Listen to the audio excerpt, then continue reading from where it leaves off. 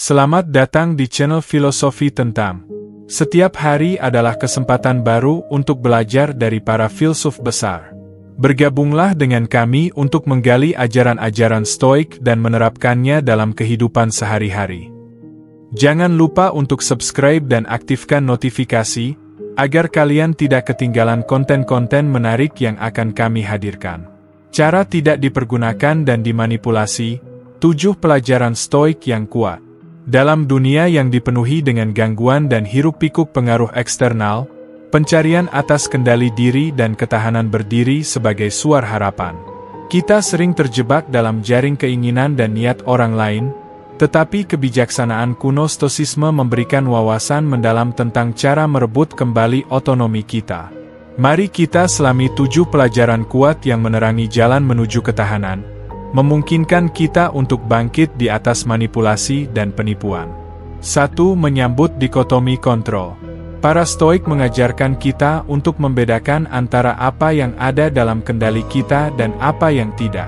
Seperti yang bijak dikatakan Epictetus, yang terpenting bukan apa yang terjadi padamu, tetapi bagaimana kamu bereaksi terhadapnya. Dengan memfokuskan energi kita pada pikiran, tindakan, dan respons kita melindungi diri dari kekacauan kekuatan eksternal. Dengan demikian, kita membangun benteng batin yang tahan terhadap keinginan orang lain. Mari kita ingat bahwa meskipun kita tidak dapat mengendalikan tindakan orang di sekitar kita memiliki kekuatan untuk memilih reaksi kita. 2. Latih kesadaran penuh. Kesadaran penuh bukan sekadar tren modern. Ini sangat selaras dengan filosofi Stoik. Marcus Aurelius mendesak kita untuk tetap waspada, mengamati pikiran dan emosi kita dengan pandangan yang tak tergoyahkan. Kamu memiliki kekuatan atas pikiranmu, bukan peristiwa di luar. Sadari ini, dan kamu akan menemukan kekuatan. Dengan mempertahankan kesadaran, kita dapat mendeteksi tanda-tanda halus dari manipulasi. Kita menjadi arsitek lanskap emosional kita sendiri, tak tergoyahkan oleh arus agenda orang lain. 3. Kembangkan ketahanan batin. Ketahanan adalah dasar dari Stoisisme. Seneca mengajarkan kita bahwa tantangan adalah peluang untuk tumbuh. Terkadang, bahkan untuk hidup adalah tindakan keberanian. Ketika menghadapi upaya untuk memanipulasi kita dapat memilih untuk melihat tantangan ini sebagai ujian karakter kita. Setiap momen kesulitan memperkuat tekad kita, membentuk semangat yang tak terputus oleh tekanan pengaruh eksternal. Bersama-sama, kita dapat bangkit, ditempa oleh ujian, menjadi diri kita yang paling sejati. 4. Pertanyakan asumsi kita. Dalam pencarian untuk memahami, para Stoik mendorong skeptisisme, tidak hanya terhadap orang lain tetapi juga terhadap keyakinan dan asumsi kita sendiri. Rintangan terbesar untuk hidup adalah harapan, kata Seneca. Dengan mempertanyakan motivasi di balik kata-kata dan tindakan orang lain, kita membekali diri kita untuk tidak terpengaruh oleh pesona dangkal atau penipuan. Kita membina pikiran yang tajam, siap menavigasi perairan kerumitan interaksi manusia dengan kejernihan dan wawasan. 5. Pelihara hubungan otentik. Saat kita tumbuh dalam kesadaran diri, kita juga belajar untuk membina hubungan yang tulus.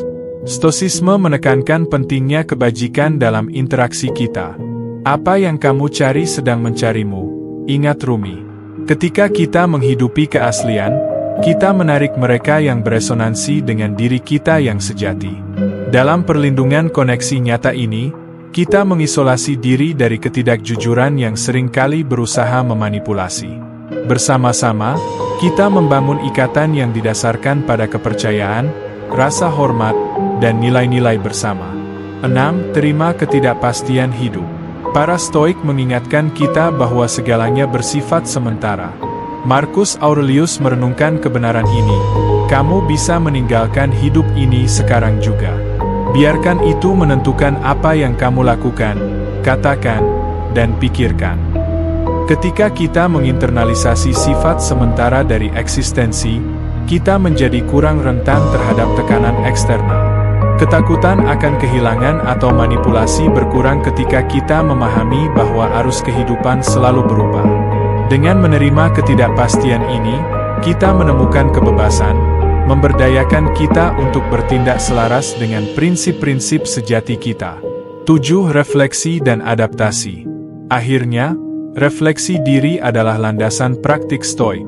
Saat kita menavigasi kompleksitas hidup, kita harus secara teratur mengevaluasi pikiran dan tindakan kita.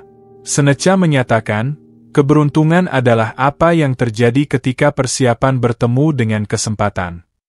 Dengan merenungkan pengalaman kita mempersiapkan diri untuk pertemuan di masa depan, belajar dari manipulasi daripada dikalahkan olehnya.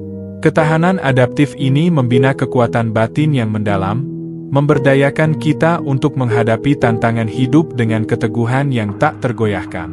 Kesimpulan, jalan menuju kebebasan batin. Dalam pencarian kita untuk tidak dipergunakan atau dimanipulasi, kita menemukan bahwa kekuatan tidak terletak pada keadaan eksternal tetapi di dalam diri kita sendiri. Dengan merangkul ajaran stoik, kita memupuk kehidupan yang ditentukan oleh kendali diri, kesadaran penuh, dan ketahanan. Kita berdiri bersatu, teguh melawan arus manipulasi, membentuk jalan menuju kebebasan batin. Saat kita memulai perjalanan ini bersama, marilah kita berkomitmen untuk menghayati pelajaran stoik ini, mengubah tidak hanya hidup kita sendiri tetapi juga dunia di sekitar kita. Dengan melakukannya, kita membangkitkan kekuatan mendalam yang ada di dalam diri kita, menerangi jalan kita ke depan. Pilihan ada di tangan kita, dan saatnya adalah sekarang.